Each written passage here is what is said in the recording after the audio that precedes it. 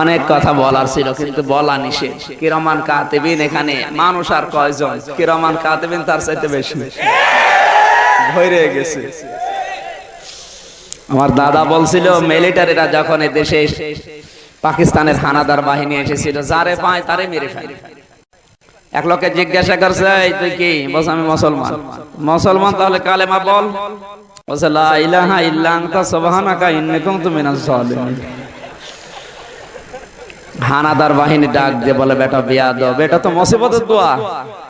বলছে স্যার আমি কি কম মুসিবতে আছি? আমি ধর্মের লোকই না, জান বাঁচানোর তাগিদে পড়ে ফেলেছি। এ কালেমা না মুসিবতের দোয়া দেখার দরকার নেই। আমরা ঠিক ওই রকম জায়গায় আছি এখন। আমরা শুনতে এসেছি কি বলেন তো, বিশ্বনবী জানিয়েছেন মান ক্বালা বিহি সাদাকা, যারা কোরআন দিয়ে কথা বলবে এরাই সত্য কথা বলে। সুতরাং নবীর এই কথার উপরে বেসিস করে আমরা এই সিদ্ধান্তে উপনীত হতে পারি, কোরআন ছাড়া কারো কথা শোনা ঠিক না, কারণ তার কথার ভেতরে ভেজাল থাকতে পারে। আজ বাংলাদেশে কোরআনের কথা বেশি হয় না কোরআন বাদ দিয়ে বেশি হয়? কোরআন বাদ দিয়ে। আজ অনেক আলেম পর্যন্ত কোরআনের কথা বলতে চায় না।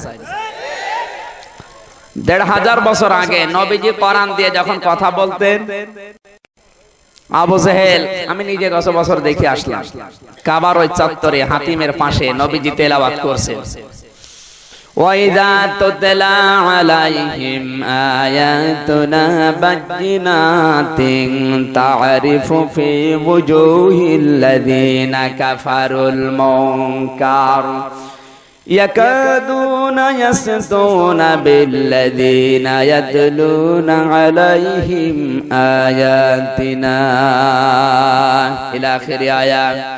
সূরা হজ ১৭ নম্বর পারা ১৯ নম্বর পৃষ্ঠা ১৩ নম্বর লাইনের ৭২ নম্বর আয়াতের প্রথম অংশে আছে আল্লাহ তাআলা বলেন, আমার নবী যখন তেলাওয়াত করে কোরআনের স্পষ্ট বাণীগুলো মানুষের সামনে বলতো, কাফের যারা ওদের চেহারা গরম হয়ে যেত, ওরা অগ্নিশর্মা হয়ে যেত। এমনকি আবু জেহেল তার সাঙ্গ পাঙ্গ নিয়ে এসে বিশ্বনবী মুহাম্মদুর রাসূলুল্লাহর গলার ভেতরে ফাঁস দিয়ে, রশি দিয়ে, ফাঁস দিয়ে, আছাড় দিয়ে ফেলে দিত। এই হাদিস সত্য না মিথ্যা? আরো জোরে বলে। কে বলছিলাম এখান থেকে ১৫০০ বছর আগে একই কোরআন নবীজির মতো ভালো মানুষ তেলাওয়াত করেছে, ব্যাখ্যা করেছে, গলায় রশি দিয়ে ফাঁস দিয়ে মেরে ফেলার সিদ্ধান্ত নিয়েছে কাফেররা। আজ বাংলাদেশে ৩.৫ লাখ মসজিদ, লক্ষ লক্ষ ওয়াজ মাহফিল, তাফসীর মাহফিল, তাবলীগের মেহনত, খানকার মেহনত, সব জায়গায় কোরআনের কথাই বলা হয়। অথচ কোরআন তেলাওয়াত করে জমার দিন যখন ব্যাখ্যা করে ইমাম সাহেব, তার উপরে হুমকি ধামকি, চোখ গরম দূরের কথা, আরো মাথার উপরে ফ্যান হয় না, এসি লাগিয়ে দেয়। এখান থেকে তো পুরা আলাদা হয়ে যাচ্ছে। নবীর মতো ভালো মানুষ পায় রশি, একই কোরআন তেলাওয়াত করে ইমামতি করে আমি পাশে এসি।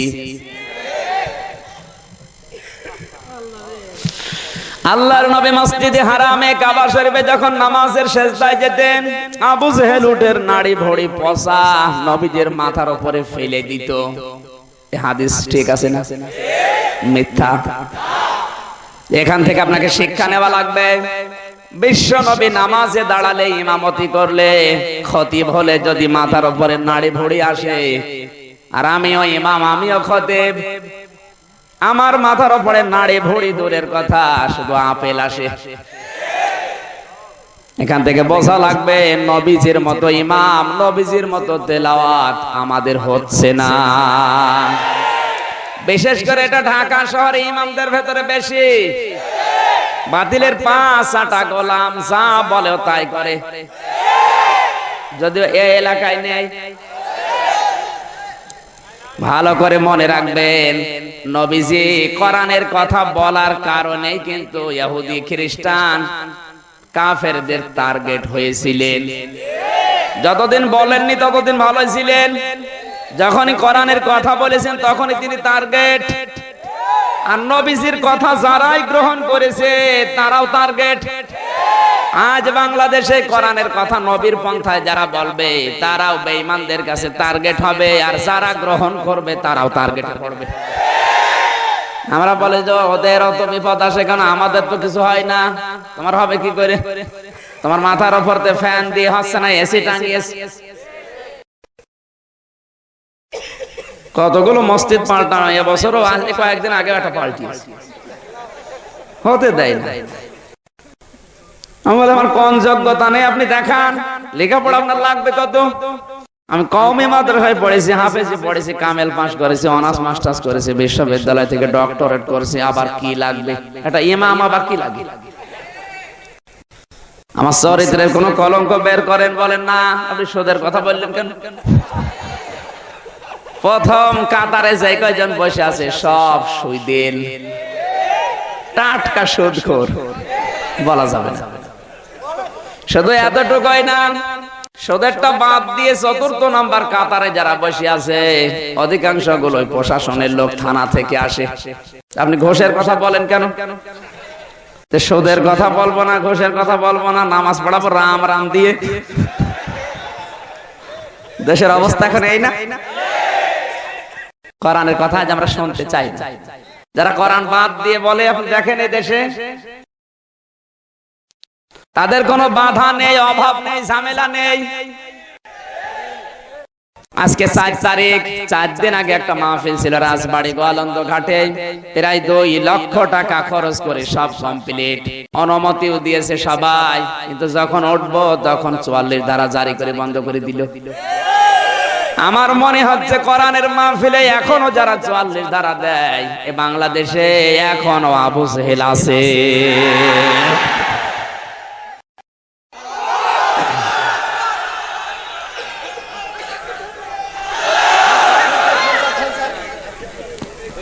আপনাকে রাগ করলেন? এখন থেকে কথা শোনা লাগবে কে দিয়ে? ওমান আসদাকু মিনাল্লাহি কিলা, আল্লাহ বাদে সত্য কথা কেউ বলে না। যা বলবেন, যা শুনবেন সব ভেজাল। একমাত্র ভেজাল নেই কার কথায়? আরো জোরে, মানিত্তাবাগাল হুদা বিগাইরিল কোরআন আদাল্লাহুল্লাহ। তিরমিজি শরীফের হাদিস 428 নম্বর পৃষ্ঠায় আছে, কান লাগান। নবীজি বলেন, কোরআন বাদ দিয়ে যদি কেউ হেদায়েত পাওয়ার জন্য বিভিন্ন দরবারে, বিভিন্ন মাহফিলে, বিভিন্ন জায়গায় যায়, আদাল্লাহুল্লাহ, আমি আল্লাহ নিজে তাকে গোমরাহ করে দেই।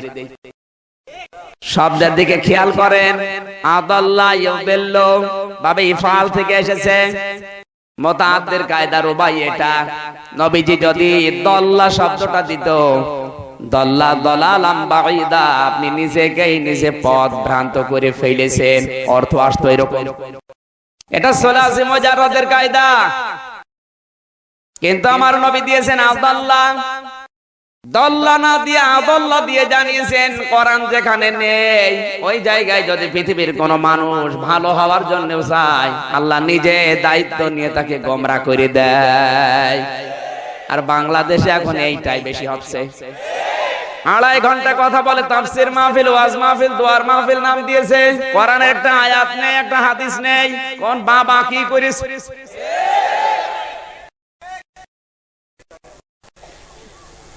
আমি নাম ধরেই বলছি সতর্ক হওয়ার জন্য, কারণ আমার আল্লাহ মাঝে মাঝে নাম ধরেছেন সতর্ক হওয়ার জন্য। আবু লাহাবের নাম কোরআনে আল্লাহ স্পষ্ট দিয়েছেন। আবু লাহাবের নাম যদি আল্লাহ না দিত তাও মানুষ বুঝতো না, কিন্তু নাম ধরে আল্লাহ সতর্ক করলেন কেন? কারণ আবু জেহেল এত ক্ষতি করে নাই আবু জেহেলের মতো। তাব্বাত ইয়াদা আবি লাহাবি ওয়া তাব, এই যে আবু লাহাবের নাম ধরে আল্লাহ নিজে দুনিয়ার মানুষকে সতর্ক করছেন, সাবধান, এরকম জীবন যেন কারো তৈরি না হয়। কারণ ধ্বংস নিচে নেওয়ার 2 হাত ধ্বংস। শব্দটা ইয়াদা নিয়েছিল দিবসনের কারণে নুনটা পড়ে গেছে। আমার আল্লাহ শুধু আবু লাহাবকে না, ওর 2 হাত, ওর সম্পদ, ওর স্ত্রী সব ধ্বংস করে দিয়েছে। ওর নাম ধরে যদি দুনিয়ার মানুষকে আল্লাহ সতর্ক করতে পারে, ইসলামের ক্ষতি যারা করছে বিভিন্ন মুখোশ নিয়ে এর নাম ধরে সতর্ক করা যায়।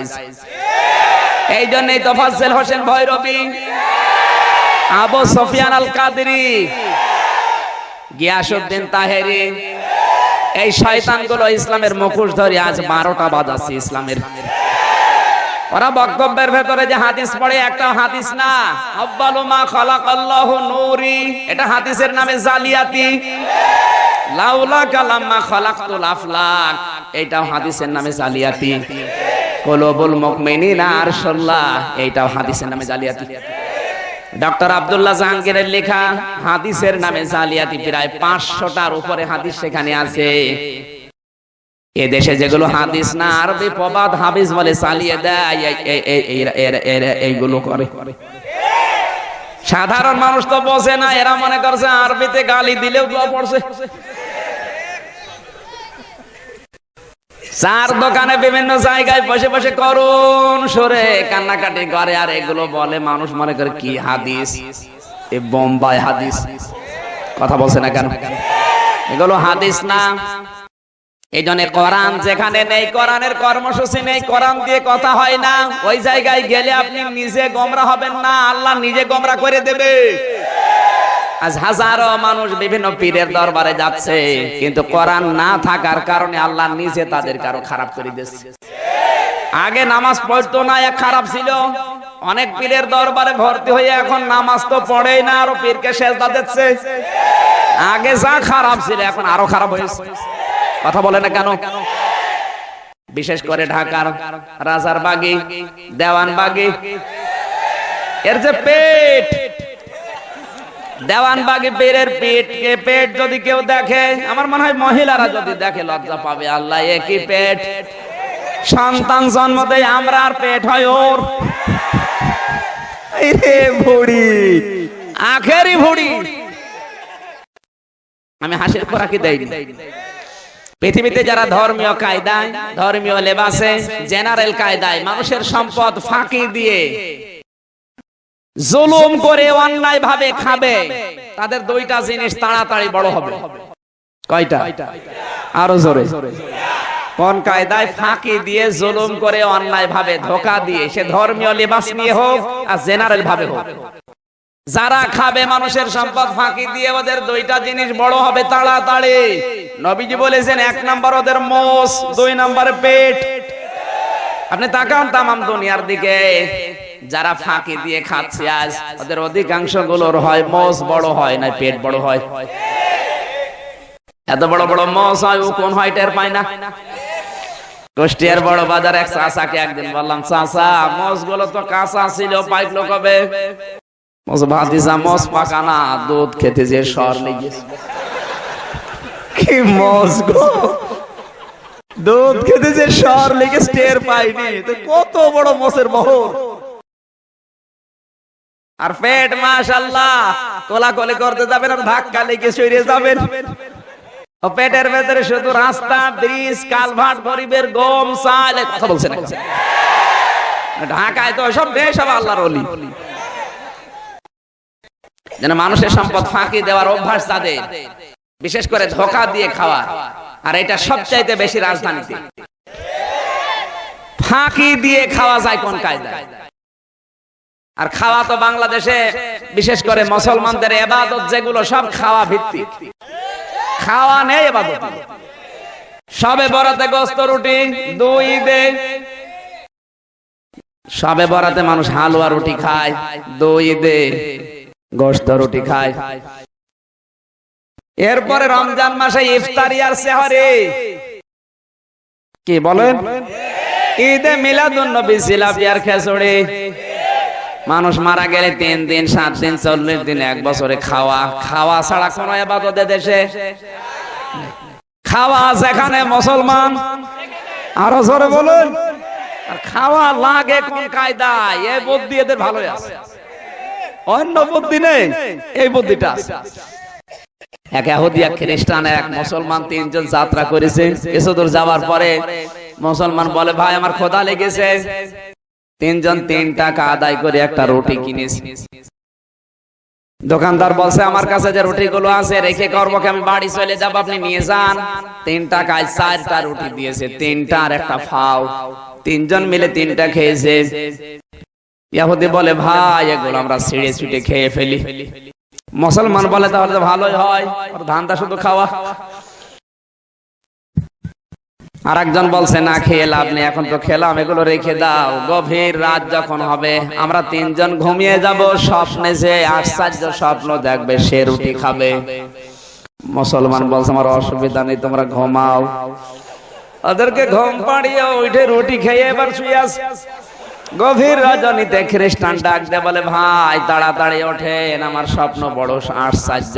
আমি দেখলাম 1 2 3 4 চতুর্থ আসমানে আমার নবী সাল্লাল্লাহু আলাইহি সাল্লাম আমারে নিয়ে গেল।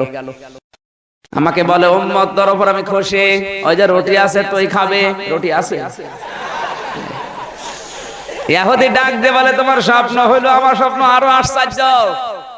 আমি দেখলাম আমি 6ষ্ঠ আসমানে চলে গেছি, আমার নবী হযরতে মুসা আমাকে বুকের ভেতরে জড়িয়ে নিয়ে বলে উম্মত তোর উপর আমি খুশি, সুতরাং তোকে আমি দায়িত্ব দিয়ে দিলাম দিন প্রচারের। দিন প্রচার করতে শক্তি লাগবে, ওই যে রুটি আছে তুই খাবি। রুটি আছে?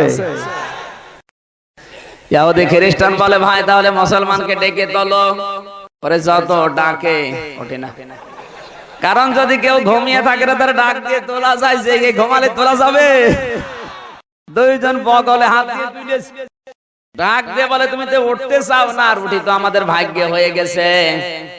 মুসলমান বলে দাঁড়াও আমার কথা আগে শোনো, তোমরা যখন দুইজন দুই আসমানে আসো, আমি দেখি বিশাল এক দৈত্য দানব বড় একটা মুগুর নিয়ে আমার মাথার কাছে দাঁড়িয়ে বলছে মুসলমান রুটি খা। কি করব?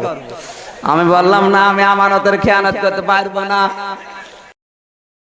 মগর আমার মাথার কাছে ধরে বলে রুটি যদি না খাস এই জায়গায় তোকে পুঁতে ফেলবো। জীবন বাঁচানোর তাকে রুটি খেয়ে ফেলিস। খ্রিস্টান ডাক দিয়ে বলে ভাই এত বড় বিপদ গেল, আমাদের ডাকতে পারলি না, ডাকবো কি করে? একজন আছে চতুর্থ আসমানে, একজন 6ষ্ঠ আসমানে, আমি তো আশপাশে খোঁজ করে দেখি কেউ নেই। খাওয়া লাগে কোন কায়দা? এই কায়দা মানুষ ভালো বোঝে। কথা বল, খাওয়া ছাড়া কোন ইবাদত দেশে নেই।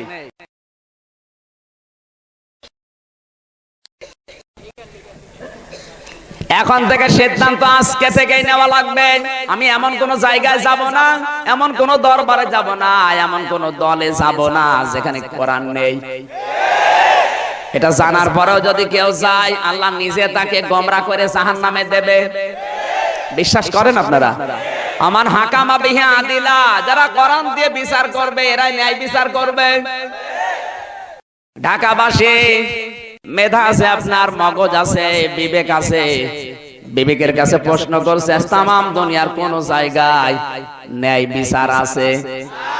কারণ কি? কারণ কোরআনের বিচার তো নেই। কোরআনের বিচারের বিপরীতে যে বিচার দুনিয়ায় আসবে ওইটাই অবিচার। এইজন্য আজ দেশে হাজারো মানুষকে দেখি নিজে অন্যায় করে আর একটা ভালো মানুষের উপরে দোষটা চাপিয়ে দেয়, অথচ লোকটা কিছুই জানতো না। আপনি ভালো মানুষ ঘরে ঘুমিয়ে আছেন, সকালবেলা ঘুম থেকে উঠে দেখবেন আপনি জেলখানায়। সিন্দাবাদের দৈত্যের মতো হয়ে গেল।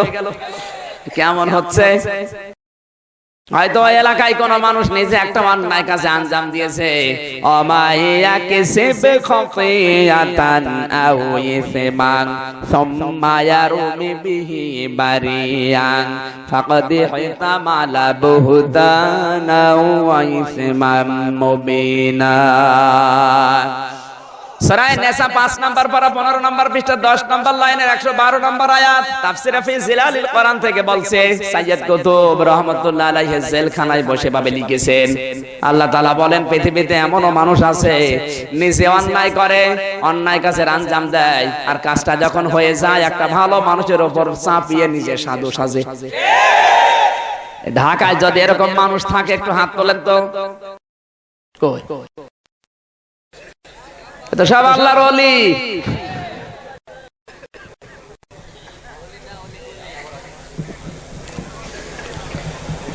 আমি জানি এটা ঢাকায় সবচাইতে বেশি হয়। ভালো মানুষকে ধরিয়ে দেয়, আবার নিজেই 20,000 টাকা দিলে ছাড়িয়ে দেয়। তোমার ওই টাকা থাকবে না। অবৈধ ইনকাম যারা করে, হারাম ইনকাম যারা করে, আপনার টাকা হবে না তা না, লক্ষ কোটি কোটি টাকার মালিক হয়ে যাবেন, কিন্তু ক্ষতি হবে আপনার 4টা। কয়টা? আরো জোরে। জোর হইল না। আর একবার বলেন, হারাম ইনকাম, অবৈধ ফাঁকি দেওয়া অভ্যাস যাদের আছে, জুলুম করে খায় যারা, এদের চারটা ক্ষতি হয়। এক নম্বরে, এরা যদিও মুসলমান দাবি করে, জীবনের কোনো ইবাদত ওদের মাথার উপরে ওঠে না। দুই নম্বরে, ওই মানুষগুলো মরণের সময় বেঈমান হয়ে মারা যায়। তিন নম্বরে, ওই মানুষগুলো যখন কবরে যাবে, কবরে যাওয়ার আগে যে হায়াতটা পেয়েছে, ওদের হায়াতের জিন্দেগিতে ওই যে সম্পদগুলো অবৈধভাবে উপায় করেছে, ওরা ভোগ করতে পারে না। আরো আসতে বলেন। চার নাম্বারে, ও তো কবরে শুয়ে আছে, কিন্তু ওর ছেলে মেয়ে বউ ওই টাকা ওই সম্পদগুলো আরো অবৈধ কাজে ব্যয় করবে, আর সব ফ্লাক্সি লোড হয়ে বিকাশ হয়ে কবরে আসবে। আর যাদের বিকাশ খোলা নেই, খুলে যাবে। শুধু মরিয়ে দেখেন, বিকাশ খুলতে দেরি হবে না। হারামে অবৈধ ইনকাম যাদের হচ্ছে, আমি জানি যে এলাকায় হয়তো এগুলো নেই, যদি থাকে বন্ধ করা লাগবে। কোরআনের যদি বিচার থাকতো পৃথিবীতে, ন্যায় বিচার কায়েম হয়ে যেত। আমান দাআ ইলাইহি হাদা, আল্লাহর নবী বলেন, যে ব্যক্তি কোরআন দিয়ে মানুষকে ডাকবে, আল্লাহ নিজে তাকে হেদায়েতের উপরে রাখবে। আজ পৃথিবীতে হেদায়েতের উপরে থাকা সহজ না কঠিন? সবচাইতে বড় কঠিন এটা। কারণ আগুনের অঙ্গার হাতে রাখা যায়, হেদায়েত নিয়ে টিকে থাকা তার চাইতেও কঠিন। এই কঠিন পরিস্থিতিতে আল্লাহর নবী বলেন, যারা কোরআন দিয়ে মানুষকে ডাকবে, আমার আল্লাহ নিজে তাদেরকে হেদায়েতের উপরে রাখবে। সুতরাং বাংলাদেশে হেদায়েতের উপরে থাকতে গেলে বাবার দিকে ডাকা যাবে না, স্বামীর দিকে ডাকা যাবে না, চাচার দিকে ডাকা যাবে না, পীরের দিকে ডাকা যাবে না, বুজুর্গের দিকে ডাকা যাবে না, ডাকতে হবে কোরআনের দিকে। নয়তো আপনি হেদায়েতের উপরে থাকতে পারবেন না। নবীজি শেষ কথাই দিয়েছেন। বসেন বসেন, এমনি সময় কম, এগুলো খুলে দিলে তো ভালো হয় নাকি? হ্যাঁ, দেন এগুলো খুলে দেন। বাড়ি ওইদিকে বাড়ি আছে, থাক ভাই।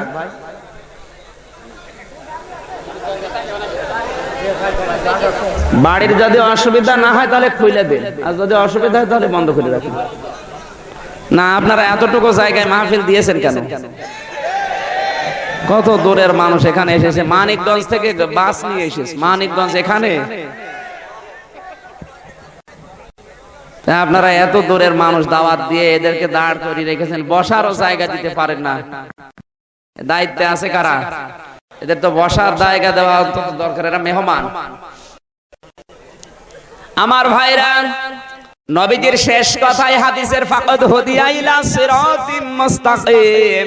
আল্লাহর নবী বলেন, আমির হামজা কোরআন দিয়ে ডাক দিয়েছে, আর কোন মানুষ যদি বলে আমি ডাকের সাড়া দিলাম, আমিও আজকে থেকে আমার জীবনের কাজ কোরআন দিকে মানুষকে ডাকবো, নবীজি বলেন তোমাকে আল্লাহ হেদায়েত মুস্তাকিম, সিরাতে মুস্তাকিম নসিব করে দেবে। সিরাতে মুস্তাকিম এটা খাসা বাবার দরবারে পাওয়া যায় না। সিরাতে মুস্তাকিম এটা ভণ্ড নেতাদের পেছনে পাওয়া যায় না, এটা পাওয়া যায় শুধু কোরআনে। শাহরু রমাদান আল্লাযী উনজিলা ফীহিল কুরআন হুদাল লিন্নাস। জোরে বলেন আল্লাহু আকবার। এখন থেকে কথা শুনতে হবে কি দিয়ে বলেন তো? আরো জোরে বলেন। দরুদ আর সালাম পাঠ করছে আমাদের নবী, মানবতার মহান শিক্ষক মুহাম্মদুর রাসূলুল্লাহ সাল্লাল্লাহু আলাইহি ওয়াসাল্লামের প্রতি। না, এভাবে ডিস্টার্ব করলে তো কথা বোঝানো যাবে না ভাই। বসেন বসেন, সমস্যা কিছু লাগবে না। আপনি যেভাবে, এখন আর ঝামেলা করে লাভ নেই, যেভাবে আছে থাক। আমার আজকের আলোচনার বিষয়, সামনে আসছে শুভ দিন। আপনি কি রাগ করলেন? সামনে কি দিন? সন্তান যখন পৃথিবীতে আসে, মায়ের জরায়ুতে প্রথম পানি দেখা যায়, কি বলেন? এরপরে রক্ত দেখা যায়, এরপরে মাথা দেখা যায়। আরো আসতে বলেন। বাইরে যারা দাঁড়িয়ে আছে, মা ওদিকে কান্নাকাটি করে ফেটে পড়ে, আর বাইরে যারা দাঁড়িয়ে আছে ওরা আনন্দ পায়। কারণ কি? পানি যখন এসেছে, ধাত্রী, সেবিকা, নার্স যারা আছে ওরা মনে করে ব্লাড আসতে দেরি হবে না। ব্লাড যখন দেখা যায় ওরা মনে করে সন্তান আসতে বেশি দেরি হবে না। আজ তামাম দুনিয়াতে বেশ আমরা ভালোই ছিলাম, পানির মতো চলছিল। হঠাৎ করে তামাম দুনিয়ায় এখন এই নেড়া বৈদ্যদের কারণে রক্ত ঝরছে।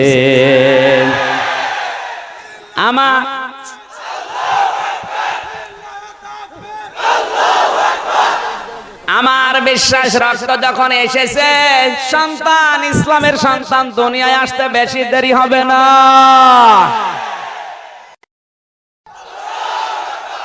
আমরা ঠিক ওই রকম একটা আয়াত পড়েছি।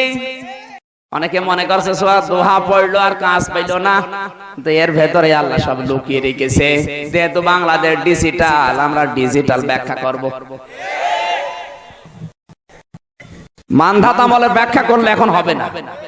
এই কোরআনের তাফসীর 700 বছর 1000 বছর আগে যেগুলো লিখিত ওগুলো ভুল তা না, ওই জামানার জন্য ঠিক ছিল। কিন্তু এখন ওগুলো বললে হবে না, কারণ এখন কম্পিউটারের যুগ, এখন ফেসবুকের যুগ, এখন ইন্টারনেটের যুগ। কথা বলেন ঠিক কিনা?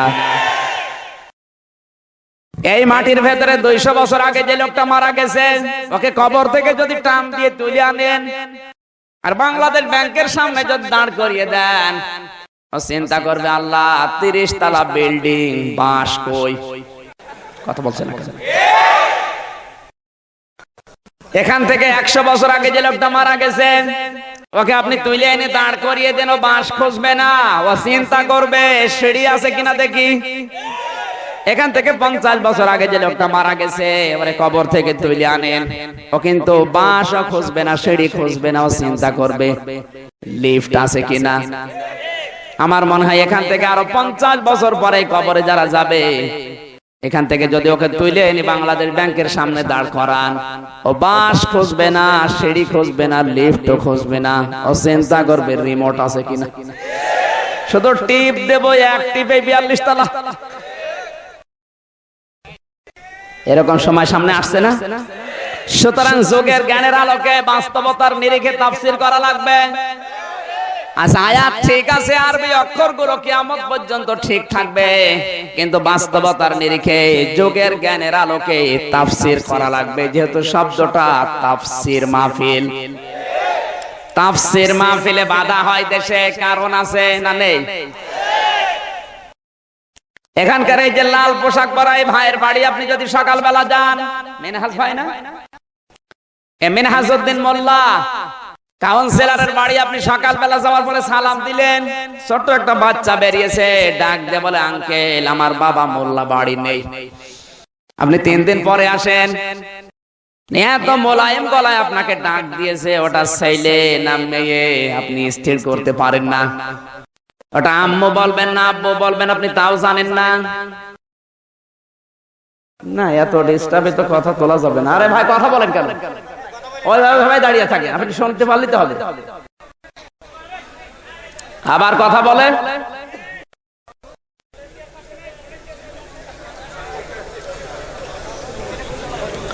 আমার ভাইরা, মিনহাজ ভাইয়ের ওইটা ছেলে না মেয়ে, আব্বু না আব্বু চিহ্নিত করার জন্য আপনাকে কি করা লাগবে?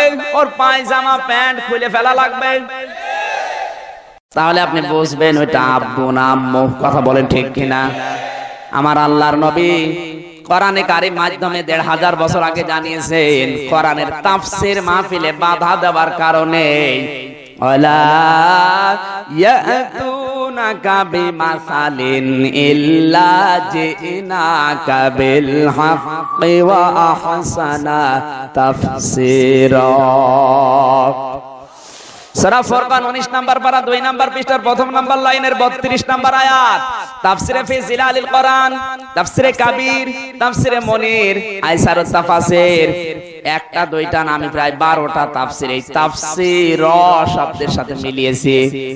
আল্লাহ পাক একই কথা এই 12টা তাফসীরের ভেতরে দেখলাম, সবাই বলেছে। আল্লাহ পাক বলেন, হে নবী, দুনিয়ার মানুষ যখন বিভিন্ন ঝামেলা নিয়ে আপনার কাছে আসবে, এদের সুন্দর উত্তম ব্যাখ্যা কোরআন দিয়ে তাফসীর করে বুঝিয়ে দেবেন। আল্লাহ তাফসীর শব্দটা দিলেও তো অর্থ হয়ে যেত, তাফসীর দিয়েছেন। তাফসীর দেওয়ার কারণ কি? আজ বাংলাদেশের সমাজে, পরিবারে, রাষ্ট্রে তাফসীর মানে উলঙ্গ করা, তাফসীর মানে ঢাকনা দিয়ে ঢেকে আছে ওটা তুলে ফেলা, তাফসীর মানে উন্মোচিত করা, উন্মুক্ত করা, খুলে ফেলা। আজ যারা বিভিন্ন আবরণ দিয়ে নিজের শরীরকে ঢেকে আছে, বিভিন্ন শিরক, বেদাত, কুফর, সর্বোপরি জুলুমের আবরণ। তাফসীর মাহফিলে যখন কোরআন দিয়ে সঠিক কথাগুলো বলা হয়, তখন ওদের ওই আবরণ খুলে যায়, দেশের মানুষ জানতে পারে, বুঝতে পারে এটা কয় নাম্বার। এই জন্যই তাফসীর মাহফিলে বাধা, কথা বোঝা যায়।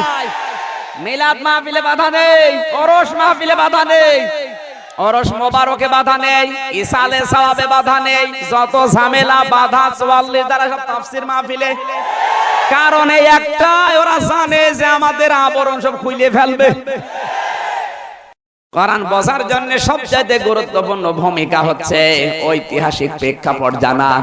যে আয়াতটা আমরা পড়েছি, আয়াত বোঝার জন্য আগে শানে নজুল জানা লাগবে। বিশ্ব নবীর উপরে ওহী আসা বন্ধ হয়ে গেছে প্রায় 40 দিন। কয়দিন? আরো জোরে, আরো জোরে বলেন। নবীজির মন খারাপ হয়ে গেল, বিভিন্ন কাফেরেরা আজেবাজে মন্তব্য ছড়ায়, মুহাম্মদের শয়তান তাকে ত্যাগ করেছে। আরো জোরে বলেন। আমার ভাইরা, ওই জামানায় সিদ্ধ পুরা আরব জাহানের ভেতরে প্রতিষ্ঠিত জাতি ছিল 3টা। আপনি বাংলাদেশের সাথে মিলিয়ে নেবেন, আমার মনে হয় মিলে যাবে। 3টা প্রতিষ্ঠিত জাতি ছিল, আর একটা ছিল অপ্রতিষ্ঠিত, নিভু একটা জাতি। প্রতিষ্ঠিত জাতি 1 নম্বরে ইহুদি, 2 নম্বরে নাসারা, 3 নম্বরে মুশরিক, আর একটা জাতি ছিল এরা হানিফ। ইহুদিদের জাতীয় নেতা ছিল 3 জন। ওই জামানায় টোটাল আরবে 42টা নেতা ছিল টোটাল। এর ভেতরে 6 জন ছিল 3 জন জাতীয় নেতা, 3 জন জাতীয় নেত্রী। আজ আপনি বাংলাদেশের সাথে মিলাবেন, আজও পুরা বাংলাদেশে 42 জন নাম করা নেতা আছে। আমি সবগুলোর নাম লিখে এনেছি, কিন্তু বলতে পারলাম না। লা ইলাহা ইল্লা আনতা সুবহানাকা ইন্নী কুনতু মিনাজ জালিমিন।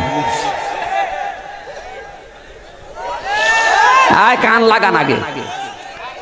এবার আমি বাংলাদেশে 3 জন জাতীয় নেতা আছে, ওই জামানায় ছিল। এই দেশে প্রথম জাতীয় নেতা শেখ মুজিবুর রহমান, 2 নম্বরে জিয়াউর রহমান, 3 নম্বরে হুসাইন মোহাম্মদ এরশাদ। মিলে গেল। জাতীয় নেত্রী ওই সময় ছিল 3 জন। একজন আবু সেহেলের স্ত্রী নাকেরা, 2 নম্বরে আবু লাহাবের স্ত্রী উম্মে জামিলা, 3 নম্বরে আবু সুফিয়ানের স্ত্রী হিন্দা।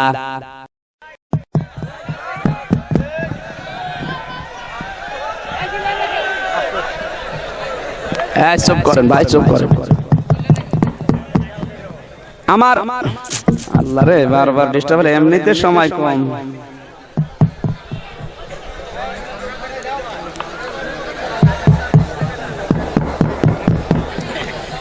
আমার ভাইরা, জাতীয় নেত্রীর ভেতরে 3 নম্বরে ছিল আবু সুফিয়ানের স্ত্রী হিন্দা। আজ বাংলাদেশে আপনি মিলাতে চাইলে মিলাতে পারবেন।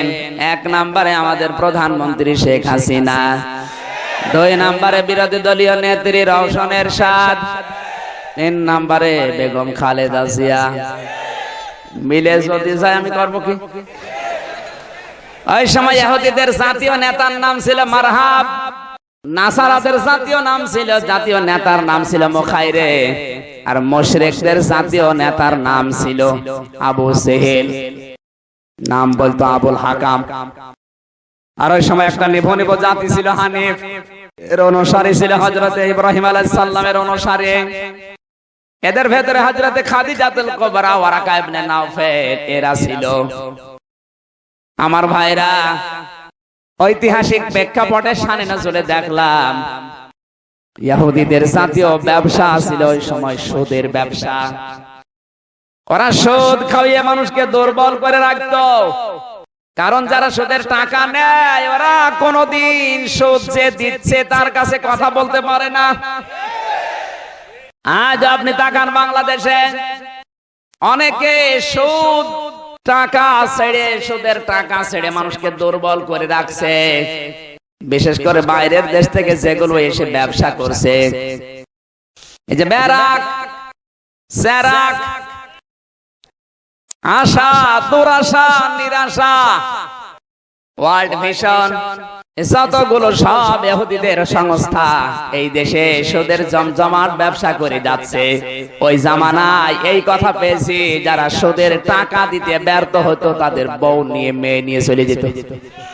আজ বাংলাদেশে অনেকে সুদের টাকা দিতে না পেরে আত্মহত্যা করে মারা যাচ্ছে। ওরা সুদ খেয়ে সুদের ব্যবসা করে যদি ইহুদি হয় আল্লাহ লানত পায়। আজ বাংলাদেশে যারা বিভিন্ন কায়দায় ব্যবসা করছে এরা ডিজিটাল ইহুদি। 2 নম্বরে জাতি ছিল নাসারা, এদের জাতীয় ব্যবসা ছিল মদের ব্যবসা।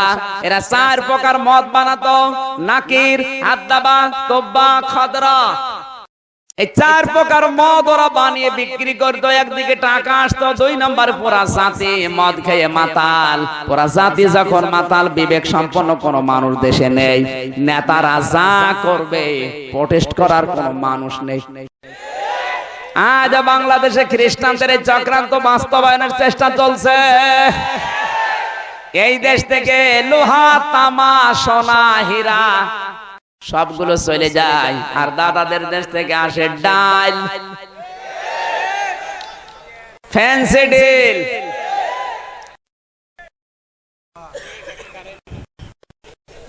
আপনি মিলান, আমার মনে হচ্ছে মিলে যাচ্ছে। এটা যদিও 1500 বছর আগের কাহিনী, এখন বাংলাদেশে 1500 বছর পরে মনে হচ্ছে একেবারে খাপের খাপ, মমতাজের বাপ। মিলে যাচ্ছে না? ওই মানুষগুলো মদ তৈরি করতে ফলের রস পচিয়ে, যেটা ওইটার নাম দিত ওরা নাকের। আজ বাংলাদেশে ফলের রস পচিয়ে যেটা তৈরি হয়, যদিও নাম আলাদা দিয়েছে, কিন্তু আরবিতে ওই সময় নাকির বলতো, এখন নাম দিয়েছে ফলের রস গুলো পচিয়ে অনেকে বড়ি বানায়, বিভিন্ন লতা পাতা দিয়ে এগুলো নাম দিয়েছে ইয়াবা। যে বড়ি যেগুলো মায়ানমার থেকে আসে, ওই সময় গাছের রস পচিয়ে যেটা বানাতো ওর নাম ছিল তোব্বা। আজ বাংলাদেশে তাকান, দর্শনা, চুয়াডাঙ্গার দর্শনার কেরল মিলে যেটা তৈরি হয় আখের রস পচিয়ে, এটার নাম দিয়েছে বাইরে যখন রিফাইন করে পাঠায় বিদেশে, তখন এর নাম দেয় তোব্বা। বিভিন্ন ছোট ছোট গাছের রস গুলো এক জায়গায় করে পচাতো, ওই সময় ছিল তার নাম খাদরা। বাংলাদেশে এখন বাংলা নাম দিয়েছে তাড়ি। এক কথা বলা লাগবে, মিলিয়ে নেন, মিলে যাচ্ছে। ওদের উদ্দেশ্য ছিল কি? একদিকে মদ বিক্রি করে টাকা পেত, অর্থনৈতিক ভাবে স্বাবলম্বী হতে। 2 নম্বরে পুরা জাতি যখন মদ খেয়ে মাতাল থাকবে, বিবেক সম্পন্ন কোন নাগরিক দেশে থাকবে না, তখন নেতা এই যে 42টা ও মন মতো 180 মাইল বেগে অবৈধ কাজ চালাবে, কেউ নিষেধ করবে না। কারণ বিবেক সম্পন্ন কোন নাগরিক নেই, প্রোটেস্ট করবে কে? সবাই মদ খায়। আজ দেশের ভেতরে এটা চালু করার জন্য মদের আমদানি করা হয়। আর সেমিনার সিম্পোজিয়ামে বিভিন্ন জায়গায় বলছে মাদক মুক্ত দেশ চাই। যারা সেমিনার করে মাদক মুক্ত দেশ চাই, আপনি দেখবেন ওরাই জমজমাট ব্যবসা করে তলে তলে। নবীজি ওই সময় দেখেছিলেন এই 42টা নেতা পুরা মক্কা জাহানে যত অপকর্মের হতা পেছনের দরজা দিয়ে শক্তি দেয়। আজ আপনি বাংলাদেশের সাথে হাদিসটা মিলান, যত অপকর্ম সব পেছনের দরজা দিয়ে এরা শক্তি যোগাচ্ছে। আমার কথা একটা আপনি ভুল প্রমাণ করেন। আল্লাহর নবী বলেন, ইদা কানা উমারাউকুম খিয়ারাকুম, হে পৃথিবীর মানুষেরা, যখন দেশের নেতা দায়িত্বশীল যারা, এই মানুষগুলোর চরিত্র ভালো হবে, যখন দেশের ধনী মানুষগুলো সমাহাকুম দানশীল হবে, আর যখন সব কাজ পরামর্শ মতো করা হবে, তখন কবরে যাওয়া লাগবে না, দুনিয়ার জীবনটা জান্নাত হয়ে যাবে। সিস্টেম অপর পৃষ্ঠায় দেখুন, ইদা কানা উমারাউকুম শিরারাকুম, দেশের দায়িত্বশীল যারা, নেতা যারা, অভিভাবক যারা, এদের চরিত্র যখন সবচাইতে নিকৃষ্ট হবে।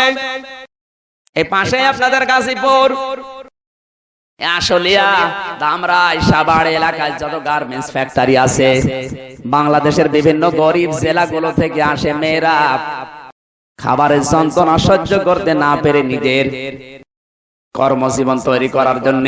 তা আমি যতটুকু পেয়েছি, যতটুকু বুঝেছি, দেখেছি, অনেক গার্মেন্টস এর যারা দায়িত্বে আছে এই দুর্বলতার সুযোগ নিয়ে ওদের ইজ্জত আবরু সম্ভ্রম নষ্ট করে বাড়ি পাঠাচ্ছে। কি বেশি বলে ফেললাম?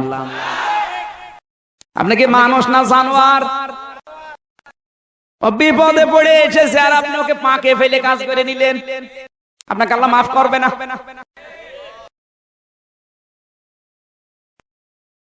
কত অসহায় মেয়ের জীবনী পড়ি, এরা আশ্চর্য জীবনী লিখে গেছে।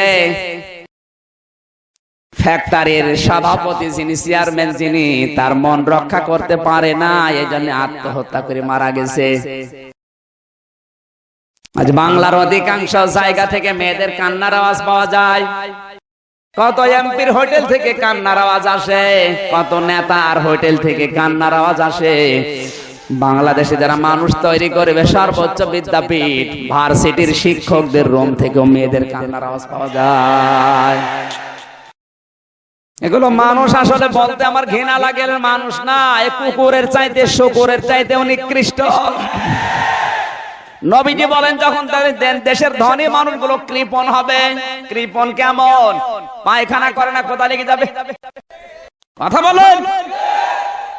একটা লোকের জীবনী পড়লাম, এত কৃপণ লোকটা, এত কৃপণ। একটা জামা বানিয়েছে, জামাটা ছিঁড়ে যাচ্ছে, অর্ধেক কেটে অর্ধেক বানিয়েছে হাফ জামা, ওইটাও ছিঁড়ে যাচ্ছে। পেছনে সাইড দিয়ে বানিয়েছে হাত মোছা রুমাল, ওইটাও ছিঁড়ে যাচ্ছে। ওটা বানিয়েছে একটা টুপি, ওইটাও ছিঁড়ে যাচ্ছে। সুন্দর করে সাবান দিয়ে পরিষ্কার করে দেখে ভেজা। নামাজ পড়তে যাবে, তাড়াতাড়ি করে চুলার উপরে দিয়েছে, আল্লাহর ইশারা হাত থেকে পড়ে আগুন লেগে গেছে। চিন্তা করছে কি করি, ওই ছাই তুলেছে, দাঁত মাঝে গলি করে আর বলে আল্লাহ এতগুলো টাকা আমি পানিতেই ফেললাম। এত কাজ করছে তাও টাকা শোধ হচ্ছে না। কৃপণ কাকে বলে, কত প্রকার কি কি।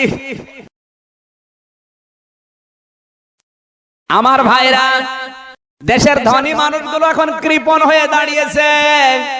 কেউ আর দান করতে চায় না, দানকে এখন জরিমানা মনে করে। কথা বলেন ঠিক কিনা? আর দেশের সব কাজ যখন মেয়েদের পরামর্শ মতো করা হবে, আপনি আজ রান্নাঘর থেকে শুরু করে তাকান, সব জায়গায় কাজ হচ্ছে মেয়েদের পরামর্শ মতো। যেখানে মেয়েরা পরামর্শ দেয় না, ওই কাজ হয় না।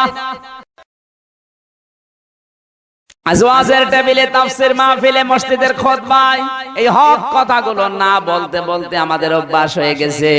এই দেশের মেয়েরা এখন রাজমিস্ত্রির আর আমরা যোগাই দে। কথা বলেন না কেন? আমার মা বোন যারা এসেছেন, আপনি পরামর্শ করতে পারেন পারিবারিক জীবনে। স্বামী স্ত্রী দুইজন এক জায়গায় বসে পরিবারের কোনো বিষয় নিয়ে আলাপ করেন। আমরা দেখেছি অনেক স্বামী স্ত্রীর ভেতরে পরিবারের কোনো আলাপ আলোচনা নেই। স্বামী আলাপ করছে ওর ভাবির সাথে, আর স্ত্রী আলাপ করে ওর দেবরের সাথে। আরো আসতে বলেন।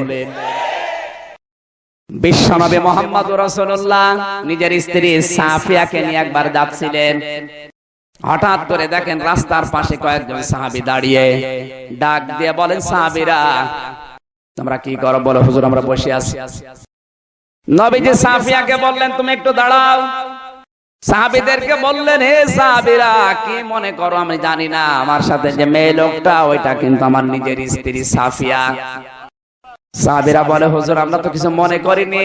আল্লাহর নবী বলেন, সাহাবীরা তোমরা কিছু মনে করতে না পারো, শয়তান তো আর বসে নেই, ও তোমাদের মনের ভেতরে ওয়াসওয়াসা সৃষ্টি করে দেবে। দেখ তোর নবী কার বউ নিয়ে যাচ্ছে। তোমাদের মন আমি আগে থেকে এসে পরিষ্কার করে দিলাম, যেন আশেপাশে চিন্তা না আসে। ও ঢাকাবাসী, যেই নবী নিজের জায়েজ স্ত্রীকে নিয়ে রাস্তাঘাটে বের হতে লজ্জাবোধ করতেন, কুণ্ঠাবোধ করেন যে না জানি আবার কেউ কিছু মন্তব্য করে কিনা, আর তুমি ভাবি নিয়ে মোটরসাইকেলে করে ঘোরো, কেউ কিছু মনে করে না। আরো আসতে বলেন। লজ্জা থাকা দরকার। কান খাড়া করে মিলাবেন। আমি একটা তথ্য বলছি, সূরা নিসা 4 নাম্বার পারা 20 নাম্বার পৃষ্ঠা। 11 নাম্বার লাইনের 22 নাম্বার আয়াতের ব্যাখ্যাটা বলছি। এটা এখন থেকে আমল করা শুরু করবেন, কারণ এটা নফল না, সুন্নাত না, মুস্তাহাব না, এটা ফরজ। এটা কি? আর একটা ফরজ যদি কেউ ইচ্ছাকৃত ছেড়ে দেয়, আর একটা কবিরা গুনাহ হবে। আর একটা কবিরা গুনায় কমপক্ষে আপনাকে 7000 বছর জাহান্নামে থাকা লাগবে। অত সোজা না। এখানে যে তথ্যটা এসেছে, একজন পুরুষ মানুষ 14 জন মহিলার সাথে দেখা করতে পারবে। কয়জন? মোবাইল যাদের আছে তোলেন, কাগজ কলম যারা নিয়ে এসেছেন লিখে নেন, কাজে লাগবে। ইসলামী শরীয়ত মোতাবেক একজন পুরুষ মানুষ মোট 14 জন মহিলার সাথে দেখা করতে পারবে। মায়ের মতো 5 জন, নিজের আপন মা, দুধ মা, খালা, ফুফু আর শাশুড়ি। বোনের মতো 5 জন, আপন বোন, দুধ বোন, দাদি, নানি আর নাতনি। মেয়ের মতো 4 জন, নিজের মেয়ে, ভাইয়ের মেয়ে, বোনের মেয়ে আর পুত্রবধূ। এই 14 জন মহিলার সাথে আপনি দেখা করতে পারবেন। যেহেতু এই 14 জনের সাথে বিবাহ হারাম, তাও তাদের মুখমণ্ডল, হাতের কবজি আর পায়ের পাতা খোলা রাখলে অসুবিধা নেই, বাকি শরীর সব ঢেকে রাখা লাগবে। সম্মানিতা মা বোন যারা এসেছেন তাদেরকে বলছি, ঠিক এইভাবে একজন পুরুষের জন্য, একজন মহিলার জন্য 14 জন পুরুষের সাথে দেখা করা যায়। যাচ্ছে বাবার মতো 5 জন, নিজের বাবা, দুধ বাবা, চাচা, মামা আর শ্বশুর। ভাইয়ের মতো 5 জন, আপন ভাই, দুধ ভাই, দাদা ভাই, নানা ভাই আর নাতি। ছেলের মতো 4 জন, নিজের ছেলে, ভাইয়ের ছেলে, বোনের ছেলে আর মেয়ের জামাতা। এখানে নিজের ছেলে যেটা জন্ম দিয়েছেন ওইটা ভাইয়ের ছেলে, আপনার আপন ভাইয়ের ছেলে। ওই চাচাতো ভাই, মামাতো ভাই গ্রাম সম্পর্কে ভাই না, তাদের সাথে পর্দা করা ফরজ। বোনের ছেলে, এটা আপন বোনের ছেলে, ওই নাম ডাকা বোনের ছেলে না। চাচা বলতে এটা আপন চাচা, মামা বলতে আপনার আপন মামা। আজ ভ্যান চালক যারা, রিকশা চালক যারা, এরাও তো মামা। কথা বলেন না কেন? বিশ্ববিদ্যালয়ে দেখেছি মেয়েরা গাড়িতে ওঠার সময় বলে মামা গাড়ি থামান। মামা গাড়ি থামিয়ে দেয়, উনি ওঠে, ওনার দিকে তাকিয়ে মামা অ্যাক্সিডেন্ট করেছে। ওকে মামা না মামি? আরো আসতে বলেন। আপনি কি রাগ করলেন? একটু বিবেকে নাড়া দেন। নবী নিজের বউ নিয়ে যেতে লজ্জাবোধ করেন, না জানি কেউ আবার কিছু বইলে ফেলে কিনা। আর তুমি ভাবি নিয়ে ঘোরো। আজ অনেক মহিলা আছে নিজের স্বামীর জন্য সাজে না, সাজে বিয়ার জন্য।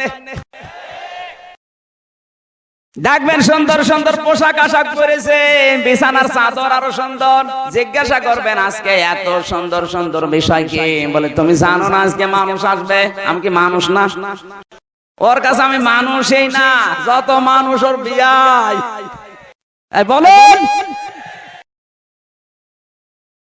সম্মানিতা মা বোন যারা এসেছেন আপনাদেরকে বলছি, বিশেষ করে ঢাকাবাসীদের জন্য, ওয়াকরনা ফি বুয়ুতিকুন্না ওয়ালা তাবাররুজনা তাবাররুজাল জাহিলিয়াতিল উলা। সূরা আহজাব 22 নাম্বার পারা, প্রথম নাম্বার পৃষ্ঠা 4 নাম্বার লাইনে 33 নাম্বার আয়াত। তাফসীরে মাসারি থেকে বলছি, আল্লামা সানাউল্লাহ পানিপতি রাহমাতুল্লাহ আলাইহি লিখেছেন, পৃথিবীর মেয়েরা ঘরের পরিবেশে থাকবে, বাইরে যখন যাবে জাহিলি যুগের মেয়েদের মতো রূপ সৌন্দর্য প্রদর্শন করে বের হবে না। এখানে তাবারুজের অর্থ 3টা। বাংলাদেশে যেই মহিলার ভেতরে এই 3টার একটাও পাওয়া যাবে, ওকে আল্লাহ জান্নাতের ঘ্রাণও দেবে না। 1 নম্বরে তাবারুজের অর্থ, মেয়েরা যখন রাস্তাঘাটে যায় তখন ওদের সাজগোজ বেড়ে যায়। 2 নম্বর অর্থ, মেয়েরা যখন রাস্তাঘাটে আসে তখন ওদের পোশাক হয়ে যায় 8-60। 3 নম্বর, যখন রাস্তাঘাটে আসে তখন মাজা হেলে দুলে চলে। ও বাংলার মেয়েরা, আমি তো মদিনার মেয়েদেরও দেখলাম মসজিদে নববীতে নামাজ পড়তে আসে, ওরা যে বোরকা পরে মনে হয় 2-3 জন বোরকার ভেতরে প্রবেশ করা যাবে। আর তুমিও বোরকা পরেছো, বোরকা না ও ফ্যাশন। একবার গায়ে দিয়েছে আর একবার খুলতে গেলে ছিঁড়ে যাবে। কথা বলেন ঠিক কিনা? মেয়েরা মোবাইলে কথা বলবে কোন আওয়াজে, কার সাথে কথা বলবে কোরআন ১৫০০ বছর আগে জানিয়েছে। যদিও ওই সময় মোবাইল ছিল না, কিন্তু হিসাবের নাম দিয়ে আল্লাহ জানিয়েছেন, ইয়া নিসান নাবিয়্যি লাস্তুন্না কাআহাদিম মিনান নিসাই ইন তাকাইতুন্না ফালা তাখদা'না বিল কওলি ফায়াতমা'আল্লাযী ফী কলবিহি মারাদ ওয়া কুলনা কাওলাম মা'রুফা। সূরা আহজাবের ৩২ নম্বর আয়াত এটা তাফসীরে মাসারিতে পাবেন। আল্লাহ তাআলা বলেন, হে নবীর স্ত্রীরা, পর্দার আড়াল থেকে, হিজাবের আড়াল থেকে যদি কারো সাথে কথা বলতে চাও, মোবাইলে, ফোনে, ফ্যাক্সে, অসুবিধা নেই, কথা বলবা সঠিক কথা, কিন্তু মিথ্যা কথা বলা যাবে না। গলার আওয়াজ করবা রুক্ষ সূক্ষ্ম।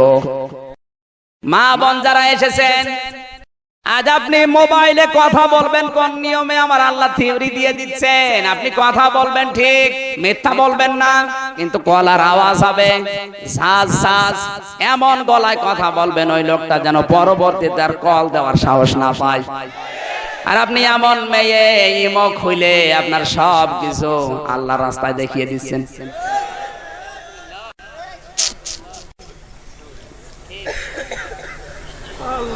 জান্নাত অত সহজ না। মেয়েরা যদি পরামর্শ করে স্বামীর সাথে বসে বসে, আমার নবী বলেন, যতক্ষণ স্বামীর দিকে তাকিয়ে থাকবে আল্লাহর রহমতের দৃষ্টি ওই দিকে থাকবে। স্বামীর দিকে তাকায় না, তাকিয়ে আছে বন্ধুর দিকে। একটু চিন্তা করেন, নিজের স্বামী আর স্ত্রী এক জায়গায় বসে গল্প করছে পারিবারিক জীবনে, আর রহমতের দৃষ্টি দিয়ে রেখেছে কে? এটা কি অত সহজ? নবীজি বলেন, কোন স্বামী যদি স্ত্রীর হাত চেপে ধরে, যত গোনা ওই দিন করেছে শুধু হাতের ওই ফাঁকা দিয়ে আল্লাহ ঝরিয়ে দেবে। স্ত্রীর হাত চেপে ধরে গল্প করেছেন, কারা হাত তোলেন দেখে? বিয়ে করেছো আন্দাজ হাত তোলো, নাকি অন্যের বর হাত ধরে? এই না, আমি হাসির খোরাকি দেই না। সম্মানিত মা বোনেরা, আপনি সওয়াবের কাজ খুঁজে পান না, সওয়াব অর্জন করার জন্য তালিম করতে যান। আপনার সওয়াব তো ঘরে। আপনার স্বামী যখন গার্মেন্টস থেকে, মাঠ থেকে, কৃষক দোকানদারি করে কর্মজীবন শেষ করে চাকরি বাকরি করে বাড়িতে আসবে, তাকে সালাম দিয়ে এমন হাসি দেবেন, সেই কয়টা দাঁত দেখা যাবে ওই কয়টা সওয়াব। তাই বলে ৩২টা দাঁত বের করে রেখেন না। নবীজি বলেন, স্বামী যখন বাইরে থেকে আসবে, স্ত্রী যদি মাথায় হাত দিয়ে একটু আদর করে, যতগুলো চুল পড়বে অতগুলো সওয়াব হবে। কোন মহিলা বলে, আল্লাহ আমার স্বামীর মাথা যদি এয়ারপোর্ট হয়, খাদ্যমন্ত্রীর মতো কথা বলছে না, যদি এইরকম পোট হয় তখন আমি কি করব? মাথায় হাত দিয়ে চুল পাবো কই? আপনি হাত দেবেন আদর করে, চুল পাওয়ার দরকার নেই। আপনার স্বামীর যৌবন বয়সে যে চুল ছিল, ওই চুলের পরিমাণে সওয়াব আল্লাহ আপনাকে দিয়ে দেবে।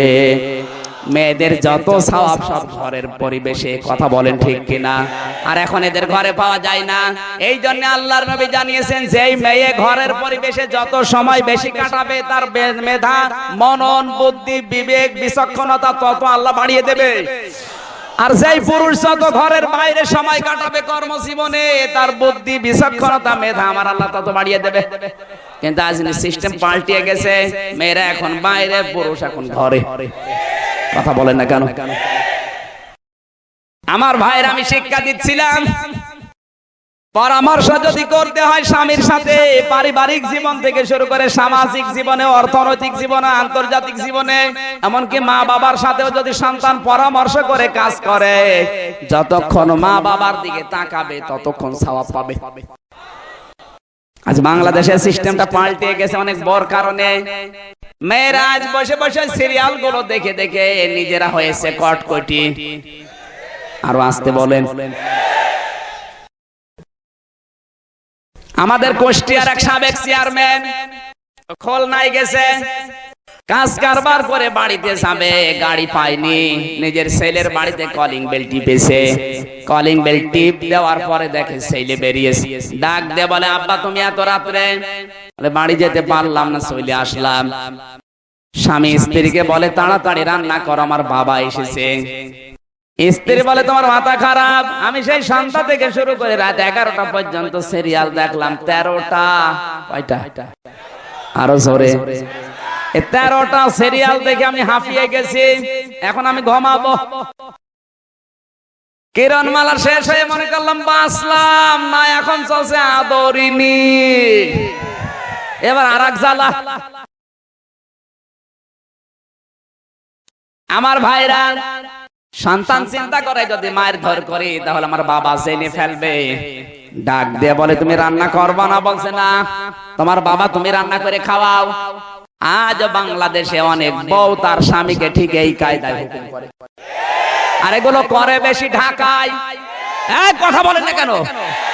কার কার বউ এরকম? হাত তোলেন তো দেখি। ওই যে একজন, তাও তো একজন আছে। সন্তান চিন্তা করে কাজ তো হবে না, আস্তে করে বাবার কাছে বলে, আব্বা তুমি কি খেয়ে এসেছো? ছেলের বাড়ি কেউ খেয়ে যায়? বলেন। লজ্জা শরম ত্যাগ করে বলছে, সন্তান আমার খাওয়া লাগবে না, আমার পেট ভরা আছে, তোরা ঘুমা। অত ঘুম আসে না খোদার যন্ত্রণায়। হঠাৎ আধা ঘন্টা পরে কে যেন কলিং বেল টিপ দিয়েছে। বাইরে সে দেখে ওর ছোট শালা। ডাক দে বলে, দোলা ভাই বাড়ি যেতে পারলাম না, চলে আসলাম। বলে, আসো, তোমার দিয়ে খেলা শুরু হবে। ঘরের ভেতরে নিয়ে গেছে। ডাক দে বলে, স্ত্রী তাড়াতাড়ি ওঠো, তোমার ভাই এসেছে। জলদি করে ওইটা রান্না করছে। রান্না কমপ্লিট যখন হয়, সন্তান বলে, বাবা তুমিও তো না খেয়ে আসো, তোমার বৌমা রান্না করছে, আসো। বাবা জানে না রান্না কার জন্য। ডাক দে বলে, সন্তান আমার পেট ভরা আছে, খাওয়া লাগবে না, তোরা খেয়ে ঘুমিয়ে পড়। সকালবেলা বাবা কিচ্ছু না বলে টোপলাটা নিয়ে বের হয়ে চলে যাচ্ছে। সন্তান সামনে যেয়ে বলে, আব্বা তোমার বৌমা রান্না করছে, খেয়ে যাবা না? বাবা চোখের পানি ফেলে দিয়ে বলে, সন্তান আমি যেদিন তোর ছোট শালা হব ওই দিন খেয়ে যাব। না, আমি হাসির পরা কি দেই? আপনি হাসতেছেন। বাংলাদেশে আজ হাজারো বাবা সন্তানের বেটার বর কাছে ঠিক এইরকম, এখানেও আছে।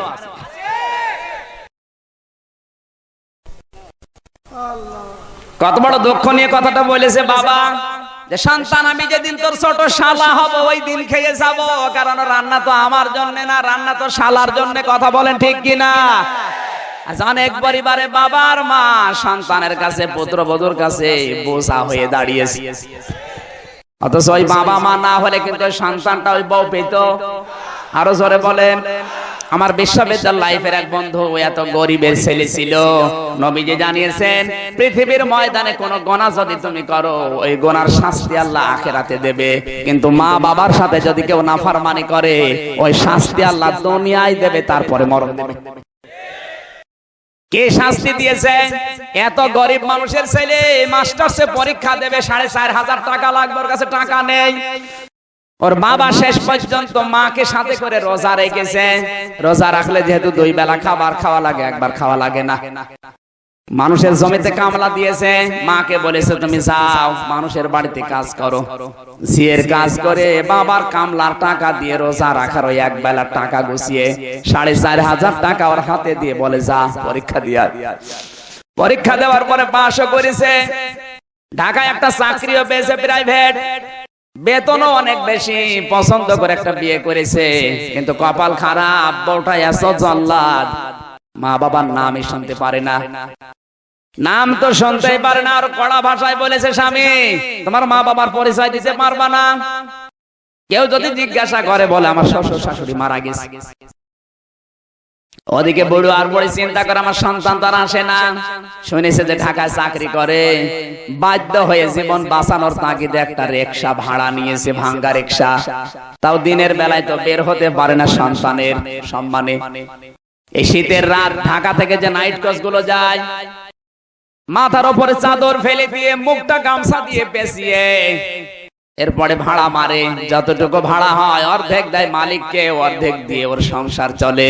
কিন্তু আজ 3 দিন এই বুড়ি অসুস্থ, হাঁপানি রোগ বেড়ে গেছে, টাকা পয়সা নেই ঔষধ কেনার, কথাবার্তা বন্ধ হয়ে গেছে। ঢাকার ফার্ম গেটে ওই ছেলেটার সাথে গ্রামের একজনের দেখা, ডাক দিয়ে বলে, ভাই তুমি খুব আরামে আছো, তোমার মা 3 দিন পড়ে আছে, কথা বলে না। স্ত্রীর কাছে অনুমতি চাইতে গেছে, বলে না যাওয়া যাবে না, তুমি যদি যাও তোমার ডিভোর্স দেব। ওর গেছে রাগ হয়ে, ডাক দিয়ে বলে, তোর ডিভোর্সের গুলি মারি, আমার মাই বাঁচে না। রাগারাগি করে চলে এসেছে, রাত 2টার সময় এসে নেমেছে, দেখে একটা ভাঙ্গা রিকশা, ডাক দিয়ে বলে, এই খালি এদিকে আয়। সামনে যে দেখে নিজের সন্তান, পরিচয় দিলে এখন লজ্জা পাবে। ডাক দিয়ে বলে, স্যার আপনি যাবেন কোথায়? শান্তি পাড়ায় দোকমিয়ার বাড়ি যাব। কি হয় আপনার? বলে, যা হয় হয়, তুমি যাবে কিনা? ওঠেন স্যার। রিকশায় তুলে নিয়ে যাচ্ছে, এমনিতেই মুরব্বী মানুষ, 65 বছর বয়স, ভাঙ্গা রিকশা, শীতের রাত, কুয়াশা, চালাতে পারে না, পেছনে ধাক্কা দিয়ে বলছে, জোরে চালা। কিছু দূর যাওয়ার পরে আবার দিয়েছে ধাক্কা, এই বয়সে রিকশা চালাও, তোমার ছেলে নেই। তৃতীয়বার এমন ধাক্কা দিয়েছে, 3 নাম্বার ধাক্কায় বুড়ো গেছে পড়ে, রোডের উপরে পড়ে 2টা দাঁত ভেঙে গেছে। বহু কষ্ট করে ওঠার পরে বলছে, স্যার আপনার মোবাইলের লাইটটা একটু বের করেন তো। মাথার উপর থেকে চাদর ফেলে দিয়ে, মুখ থেকে গামছা সরিয়ে, মোবাইলের আলোর সামনে যে বলে, স্যার দেখেন তো আপনি আমারে চিনতে পারেন কিনা?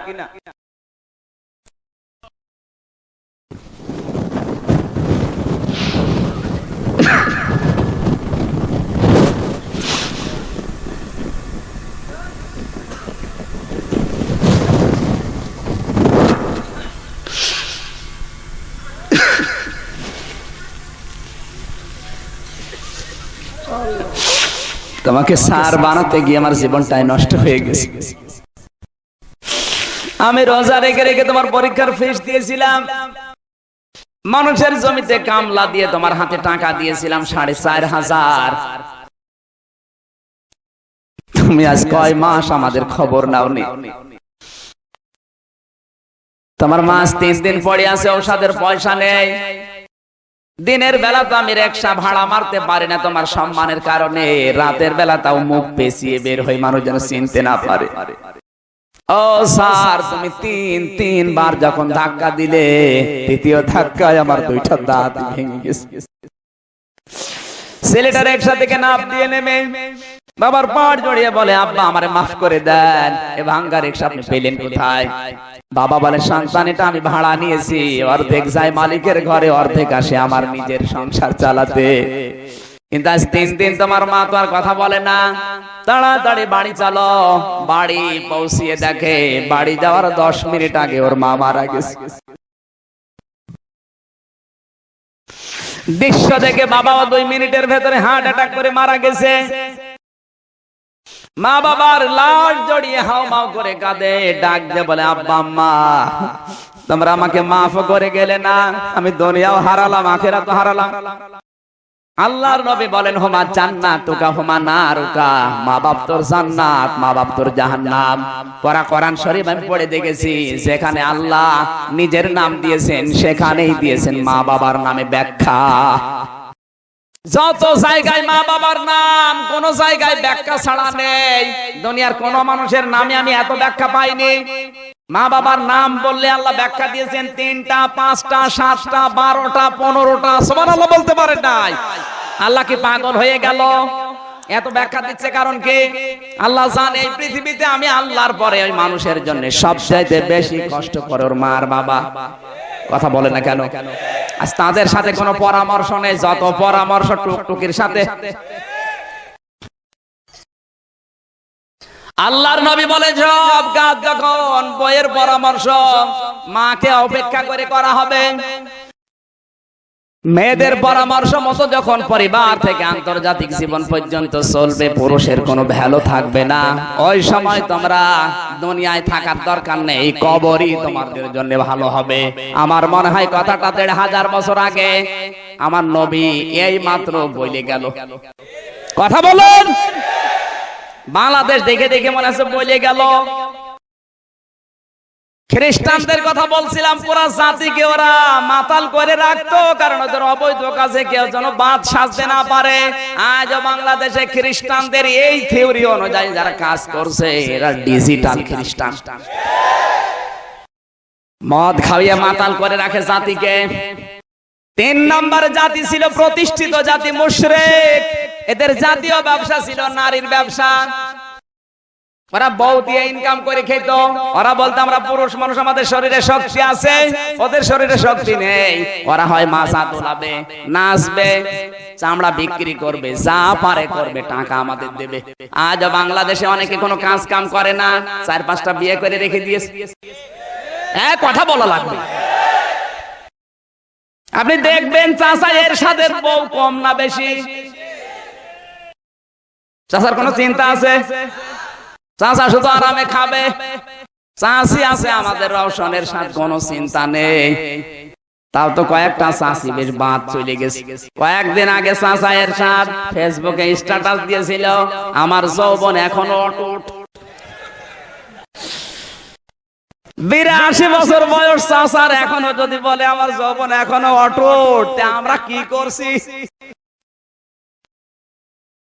ওই জামানার অভ্যাস ছিল, যার যত বউ বেশি তার তত ইনকাম বেশি। এই জন্য একই অনুষ্ঠান ওরা ৪-৫টা করে বিয়ে করত, আর বউগুলো পাঠিয়ে দিত বিভিন্ন কাজ কারবারে। আজ বাংলাদেশে অনেক মানুষ কিছুই করে না, নিজের বউ, মেয়ে, বেটার বউ বেড়াকে লাগিয়ে দিয়েছে। হাজী সাহেবের বেটার বউ সাইকেল চড়ে বেড়ায়, আইরি সার্কাস। কথা বলছে না কেন? আপনার জীবন জিন্দেগি ইবাদত বন্দেগি সব শেষ যদি আপনার বেটার বউ বেড়াকে চাকরি করে। কথা বলেন ঠিক কিনা? আমার ভাইরা কান খাড়া করে মিলাবেন। ওই জামানায় নারী দিয়ে ব্যবসা করা যদি মুশরিক হয়, আজ বাংলাদেশে যারা নারী দিয়ে এই যে প্রযোজক যারা সিনেমার, আপনি তাকান, নভেল, নাটক, সিনেমা, থিয়েটার তৈরি করছে, ওদের কোন চরিত্র পাবেন?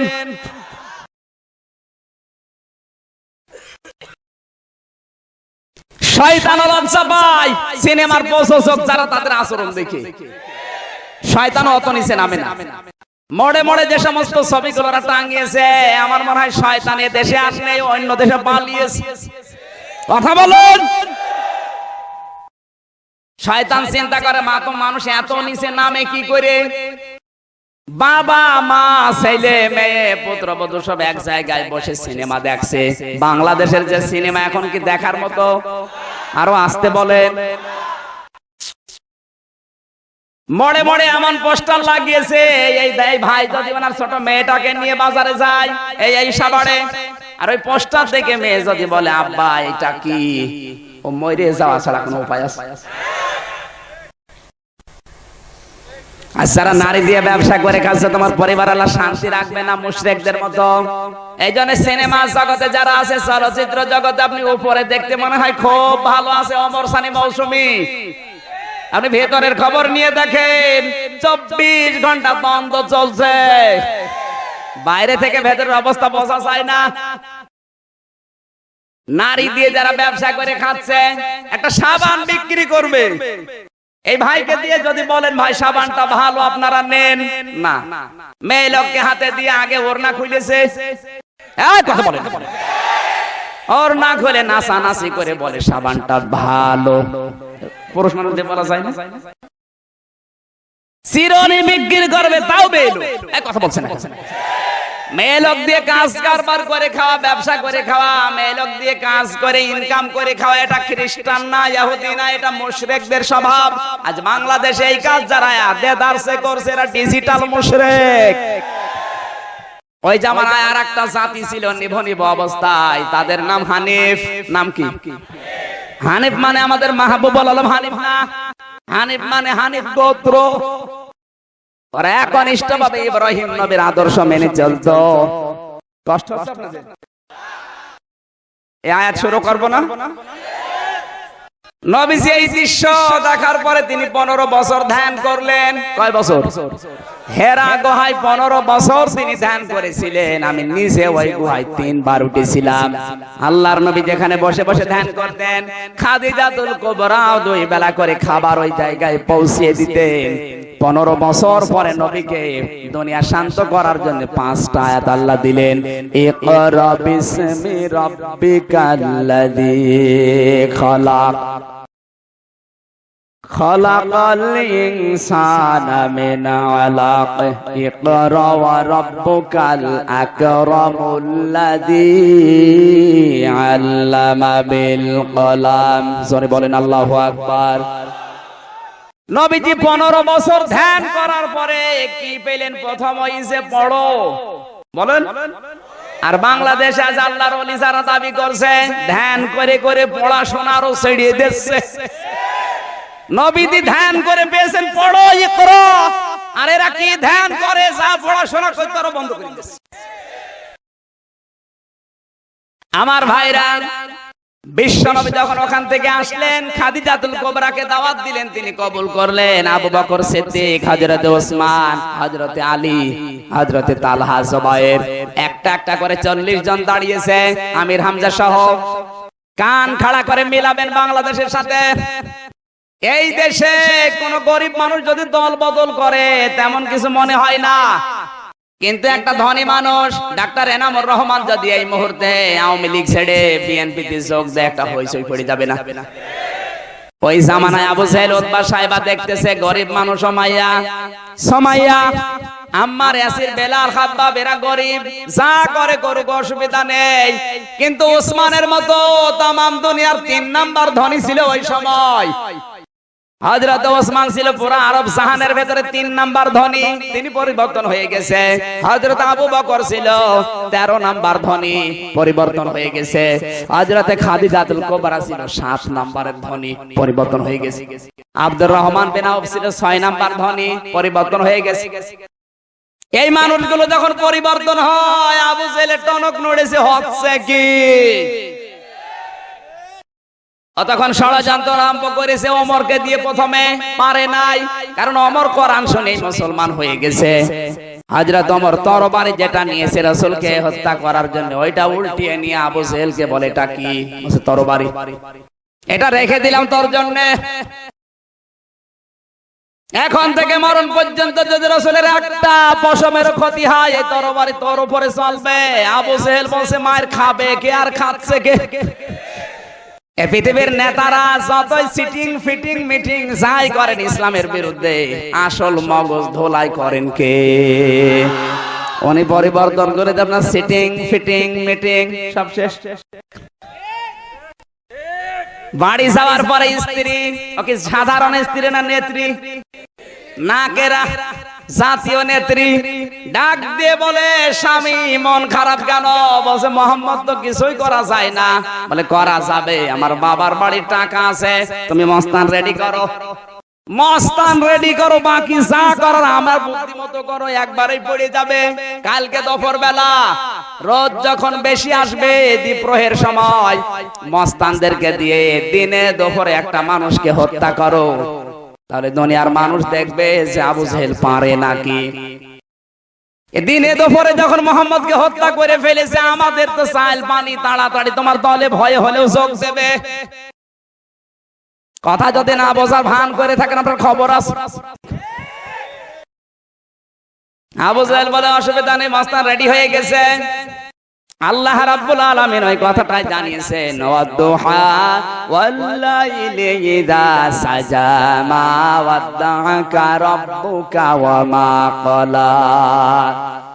মধ্যদিনের আলোর কসম, সূর্য যখন মাথার উপরে গরম বেশি, ওই সময়ের কসম, রাতের কসম, যে রাতে স্বামী আর স্ত্রী আপনাকে হত্যা করার জন্য পরামর্শ করে, যেই দুপুর বেলা আপনার ফাঁসির ডিক্লিয়ার, ওই সময়ের কসম, আল্লাহ আপনাকে ছেড়েও দেয়নি, ত্যাগও করেনি।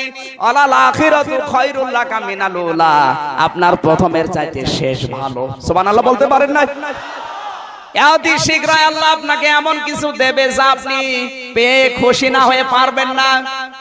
আমার ভাইরা, ওরা এসেছে মস্তানরা দিনের বেলা প্রকাশ্যে নবীজির মাথার উপরে রশি ঢুকিয়েছে, পেছনে 5 জন, সামনে 5 জন টানাটানি করে, যত টান দেয় নবী হাসে।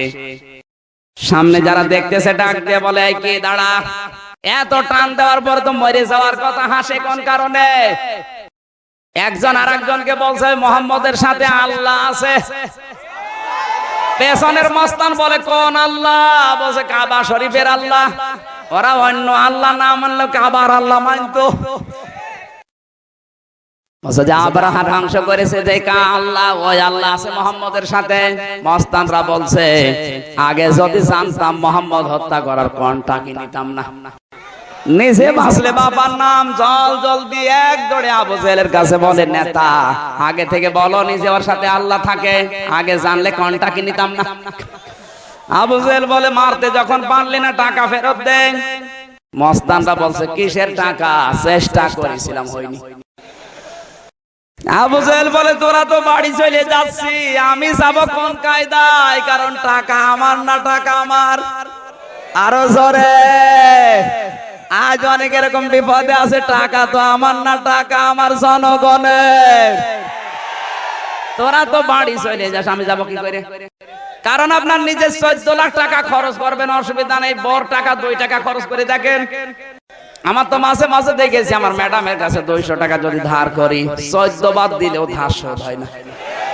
যখনই মনে হবে বলে টাকা টাকা, 14 বার দিলাম না, সেই টাকা।